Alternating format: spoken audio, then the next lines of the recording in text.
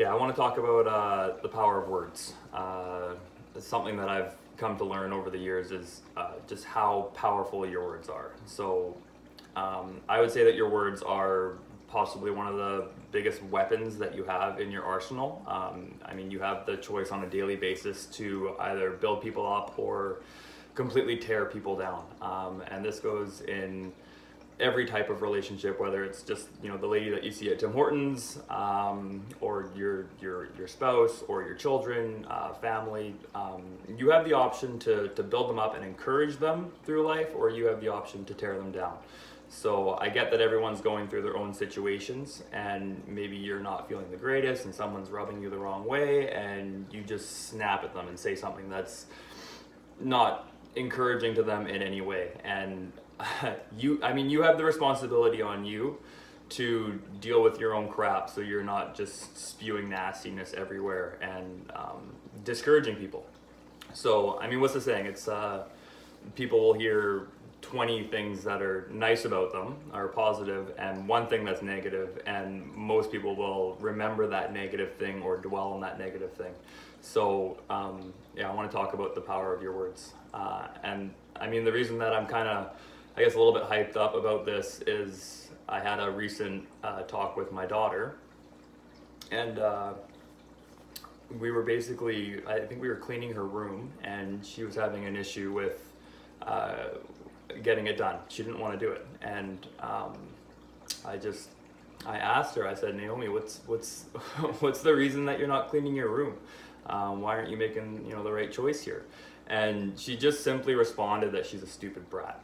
And in the moment, I was frustrated because we had been trying to clean her room for, it must have been like a half an hour, and she'd put in one article of clothing away.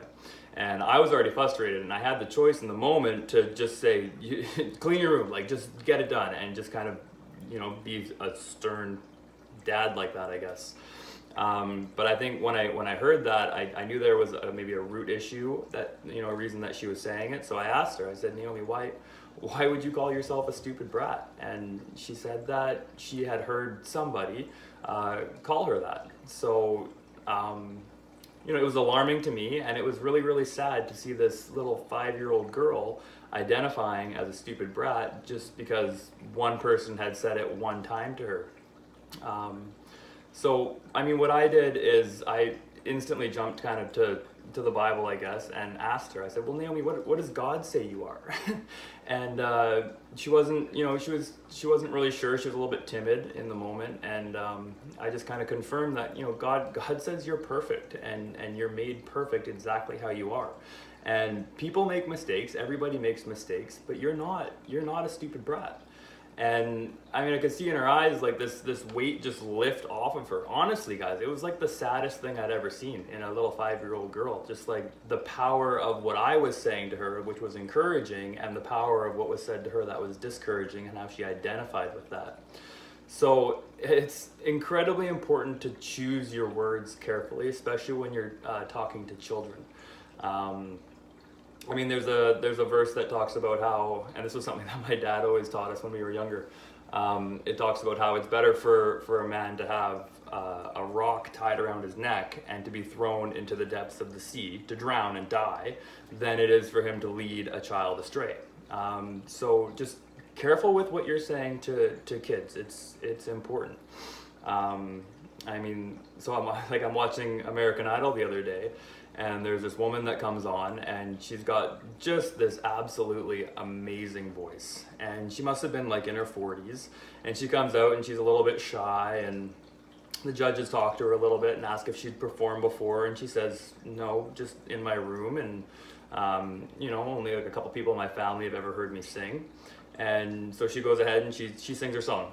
Beautiful, sounded amazing. Everybody was up on their feet clapping and couldn't believe this woman, hadn't sung in front of people before. So after her performance, the judges ask her, why haven't you sung in front of people before? You have an amazing voice.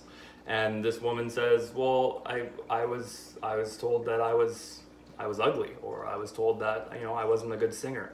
Way back when I was young. And that was something that she identified with and totally crushed her confidence. And now she's in her 40s, and she's finally just getting the courage to go out and sing in front of millions of people. So the power of your words are incredibly important. Make sure you choose your words carefully.